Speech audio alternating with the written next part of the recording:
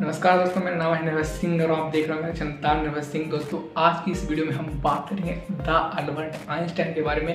दोस्तों, आपको बता दें कि उन्होंने E=mc² का फार्मूला दिया था, जिसके द्वारा टाइम टेबल की कल्पना कर पाए और उन्होंने बताया कि यूनिवर्स कोई फ्लैट चीज़ नहीं है। उसमें अगर हमें बॉल, जैसे उन्होंने कल्पना की थी, उसमें अगर बॉल डालेंगे तो वो नीचे धंस जाएगा, जिससे टाइम की स्पीड धीरे और उसे जोर भी किया जा सकता है। चलिए आज इनकी बायोग्राफी के बारे में जानते हैं, कैसे उनका बचपन बीता है, कैसे उन्होंने अपनी पढ़ाई लिखाई कंप्लीट की और कैसे वो इस सदी के सबसे बड़े साइंटिस्ट बन पाए। चलिए शुरू करते हैं। अल्बर्ट आइंस्टाइन का जन्म 14 मार्च सन 1879 को यूएलएम बट्टमबर्ग जर्मनी में हुआ था। उनके पिता का नाम हरमन आइंस्टाइन था और उनकी माता का नाम पाउली पोज था और उनकी एक बहन भी थी जिसका नाम मारिया था।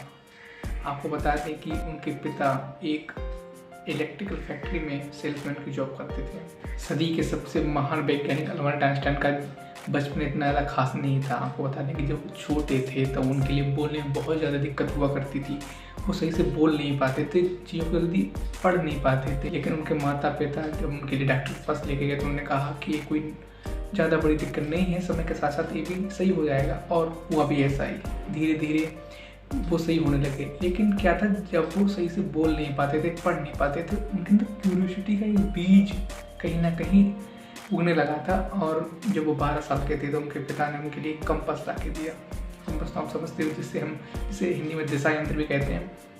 उन्हें कंपास ला के दिया तो उन्होंने देखा कि उसमें कोई ऐसी नेचुरल पावर है जो उस सुई बिल्कुल जो नॉर्थ की तरफ है उसे इंडिकेट कर।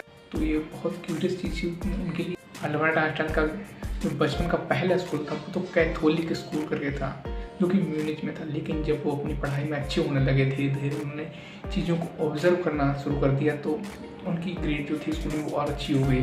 इसीलिए उनके टीचर्स के कहने पर उनके माता पिता ने उन्हें ल्यूइटफोल्ड स्कूल में दाखिला दिलवा दिया, जो कि म्यूनिच में ही था। लेकिन जब 15 साल के हुए तो उन्हें लगा कि मुझे खुद को आगे भी एजुकेट करना है, इसीलिए वे और एक अच्छी यूनिवर्सिटी की इंट्रेंस एग्जाम की तैयारी करने लगे। जब वो 16 साल के थे, जब हम जैसे लोग उस समय पबजी या फ्री फायर खेलते हैं, तो उन्होंने Swiss federal institute of technology में इंट्रेंस एग्जाम दिया।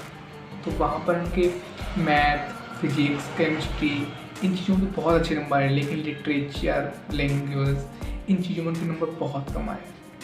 लेकिन उन्होंने हिम्मत नहीं हारी और आगे भी और अच्छे से उसकी तैयारी की। तो उन्हें एक बार लगा कि हम इसको क्लियर नहीं कर पाएंगे।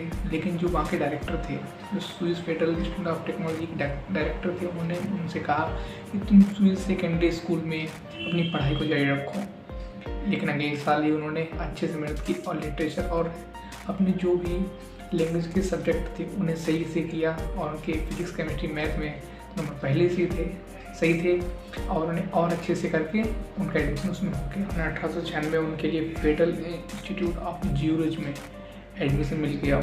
और इसी बीच उनके पिता और माता जो थे, पूरा घर इटली शिफ्ट हो गया। लेकिन उन्होंने फेडरल इंस्टीट्यूट ऑफ पॉलीटेक्निक में रहकर अपनी फिजिक्स और मैथ के एक अच्छे प्रोफेसर जो उन्हें ट्रेंड किया गया। फिर साल आता है 1901 का, उन्हें स्विस सिटीजनशिप मिल जाती है और वो एक ट्रेंड प्रोफेसर भी हो जाते हैं। लेकिन उन्हें किसी भी जगह पर टीचर की जॉब नहीं मिलती है, इसीलिए वे स्विस पेटेंट ऑफिस में एक टेक्निकल असिस्टेंट की जॉब करने लगते हैं।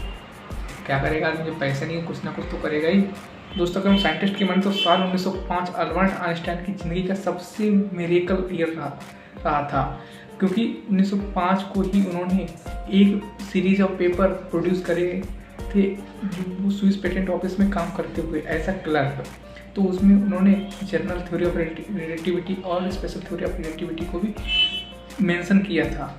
वो पहली बार थी जब स्पेशल थ्योरी ऑफ रिलेटिविटी या किसी ऐसी चीज़ को जो ब्रह्मांड से जुड़ी हुई थी उसे पहली बार पेपरों में किसी ने प्रकाशित किया था। जो पहले करने वाले अल्बर्ट आइंस्टाइन थे। फिर साल आता है 1911 का, उन्हें एक एक्स्ट्रा ऑर्डिनरी प्रोफेसर के तौर पर पैराक्यू में सन 1911 में एक प्रोफेसर की जॉब मिल जाती है, जो कि थ्योरेटिकल प्रोफेसर ऑफ फिजिक्स की जॉब थी। तो वर्ल्ड वार के बाद अल्बर्ट आइंस्टाइन एक अच्छे चेहरे के रूप में उभर कर आ चुके थे दुनिया के सामने। तो उन्हें वर्ल्ड वार के बाद इजराइल की प्रेसिडेंसी सौंपी गई कि तुम चाहो तो इसे प्रेसिडेंट यहाँ के बन सकते हो, लेकिन उन्होंने इसको डिक्लाइन कर दिया और उन्होंने इस चीज़ को डिक्लाइन कर दिया और डॉक्टर चैम बेंजामिन के साथ मिलकर हेब्रू यूनिवर्सिटी ऑफ जेरूसलम को बनाने का प्रस्ताव रखा कि हम भाई वहाँ के प्रेसिडेंट नहीं बनेंगे और यहाँ में हम एक यूनिवर्सिटी को बनाएंगे।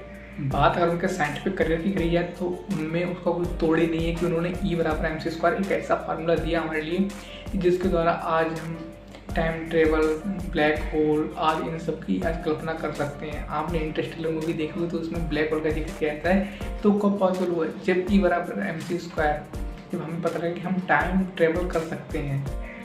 चलिए जानते हैं उनके कुछ इंपॉर्टेंट वर्क्स के जो उन्होंने साइंटिफिक या किसी और क्षेत्र में करे हैं। तो आपको बता दें कि सबसे पहले उन्होंने स्पेशल थ्योरी ऑफ रिलेटिविटी को 1905 यानी कि 1905 में डेवलप किया था और फिर रिलेटिविटी का जो इंग्लिश ट्रांसलेशन था वो 1920 से 1950 के बीच में उन्होंने कर दिया था। तीसरे नंबर पे आता है जनरल थ्योरी ऑफ रिलेटिविटी जो उन्होंने 1916 में ही प्रोड्यूस कर दिया था। Investigation of theory of Brownian movement यानी कि जो ब्राउनी गति की थ्योरी थी वो उन्होंने 1926 में प्रूव कर दी थी। और द इवोल्यूशन ऑफ फिजिक्स को उन्होंने सन 1938 में पब्लिश किया था। तो दोस्तों अब बात कर लेते हैं उनके लिए कौन कौन से मेन प्राइजेस मिले हैं जो कि उन्हें वर्ल्ड गवर्नमेंट के द्वारा दिए गए हैं। तो सन 1921 में उन्हें नोबेल प्राइज से नवाजा गया था और 1999 को यानी 1999 को उन्हें था पर्सन ऑफ द सेंचुरी यानी शताब्दी का प्रथम व्यक्ति के रूप में नवाजा गया था और उन्हें एक नोबेल प्राइज और प्रोवाइड किया गया था जो कि discovery of Bose Einstein condensate यानी कि जो कि प्लाज्मा के बाद एक और अवस्था के लिए दिया जाता है सन 1995 में।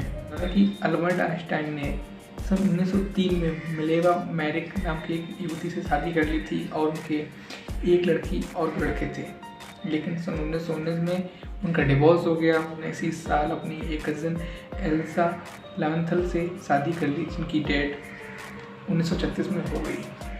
तो दोस्तों आपको हमारी ये वीडियो कैसी लगी? मेरा नाम है नवज सिंह। अगर आपको ये वीडियो अच्छी लगी तो प्लीज़ इस वीडियो को लाइक कीजिए, सब्सक्राइब कीजिए हमारे चैनल को और अगर वीडियो ज़्यादा अच्छी लगी तो प्लीज़ शेयर कर दीजिए। कौन सा पैसा बढ़ा रहा है आपसे।